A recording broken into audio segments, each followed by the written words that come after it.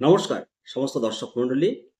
সবার একটাই প্রশ্ন, ভোটার তালিকা সংশোধনের কাজ কবে শুরু হবে? বিএল অফিসারদেরও প্রশ্ন করে উত্তর পাওয়া যায় না, কোথাও উত্তর পাওয়া যায় না। কবে এসআইআর অর্থাৎ নিবিড় ভোটার তালিকা সংশোধনের কাজ শুরু হবে?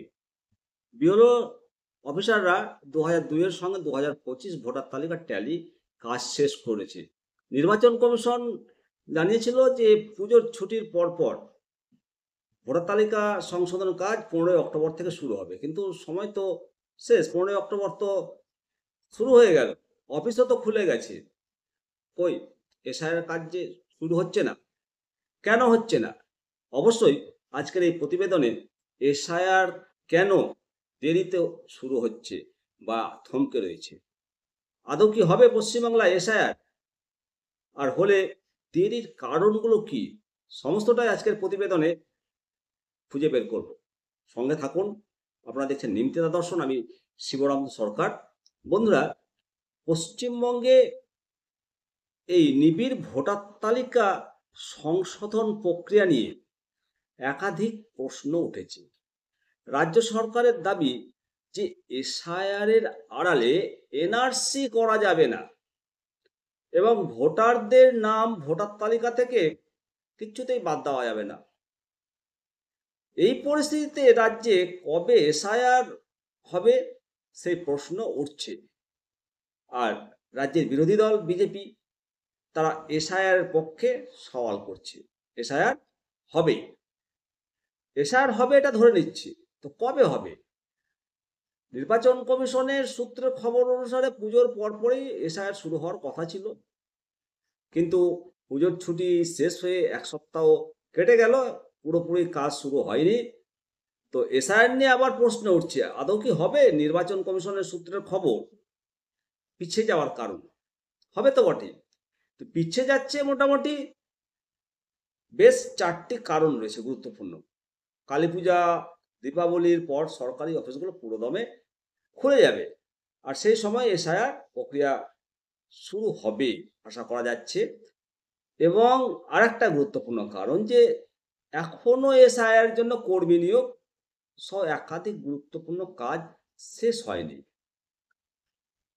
সেই জটিলতাতেই আপাতত এসআইআর শুরু করা যাচ্ছে না। নির্বাচন কমিশনের যে খবর পাচ্ছি, দীপাবলি, ভাইফোঁটা, ছট, জগদ্ধাত্রী পুজো, বিভিন্ন উৎসবের জন্য রাজ্যের অফিসগুলো 28 অক্টোবর পর্যন্ত ছুটি রয়েছে। 18 থেকে 29 অক্টোবর খুলবে।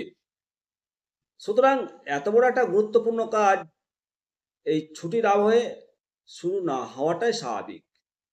নির্বাচন কমিশন দপ্তরের যে খবর, 2002 এর সঙ্গে 2025 সালের যে ভোটার তালিকার ম্যাপিংয়ের কাজ, এটাও এখনো শেষ হয়নি। দার্জিলিং জেলাতে প্রাকৃতিক দুর্যোগের কারণে কয়েকটি জেলাতে এই কাজ এখনো বাকি রয়েছে। এছাড়াও 80,600 বিএলও অফিসারের মধ্যে এখনো বেশ কিছু নিয়োগ বাকি রয়েছে, সম্পূর্ণ বিএলও নিয়োগ করা যায়নি। সমস্ত বিএলও নিয়োগ করবে, অর্থাৎ 80,600 বুথে বিএলও নিয়োগ করার পর তাদের ট্রেনিং কমপ্লিট হবে, তারপরেই এসআইআর শুরু হবে। এটা অন্যতম দ্বিতীয় কারণ। তৃতীয় কারণ, এটা আর একটা নতুন সংকট।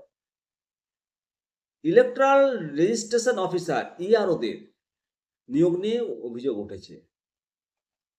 নিয়ম অনুসারে ইআরও বা আরো গুরুত্বপূর্ণ পদে, ইআরও পদে আর কি, মহকুমা শাসক বা সমমর্যাদা পদের সরকারি আধিকারিকদের নিয়োগ করার কথা মনে করিয়ে নবান্নকে চিঠি দিয়েছে জাতীয় নির্বাচন কমিশন।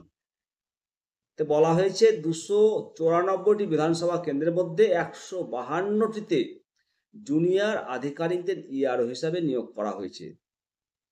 294 এর মধ্যে 152টাতে জুনিয়র ইআরও আধিকারিকদের নিয়োগ করা হয়েছে, যা কমিশনের গাইডলাইন বিরোধী। বিধি যাতে মানা হয় সেটা নিশ্চিত করতে রাজ্যের মুখ্য সচিব এবং সিইওকে নির্দেশ দিয়েছে নির্বাচন কমিশন। এই 152টা পদে পুনর্নিয়োগ না হলে এসআইআর প্রক্রিয়া থমকে যাওয়ার আশঙ্কা প্রবল। অপরদিকে উত্তরবঙ্গে প্রাকৃতিক দুর্যোগ, সেই কারণেও সেখানে এসআইআর প্রক্রিয়া থমকে গেছে। সম্প্রতি দিল্লি থেকে নির্বাচন আধিকারিকরা পশ্চিমবঙ্গে এলেও দক্ষিণবঙ্গের একাধিক জেলায় বৈঠক করেছেন, কিন্তু প্রাকৃতিক দুর্যোগের কারণে উত্তরবঙ্গে এসআইআর প্রক্রিয়া শুরুই করা যায়নি। আপাতত শুরু করা যাবে না বলে মনে হচ্ছে নির্বাচন কমিশন একাংশের সূত্রের খবর। তো এই যে সংকটগুলো, এই সংকটগুলো মিটে গেলে এসআইআর শুরু হবে। আশা করা যাচ্ছে নভেম্বর মাসে এসআইআর কাজ শুরু হয়ে যাবে। অবশ্যই আপনাদের মতামত দেবেন। ভালো থাকবেন, চ্যানেলটিকে সাবস্ক্রাইব করবেন পরবর্তী আপডেট পাওয়ার জন্য। জয় হিন্দ, জয় ভারত।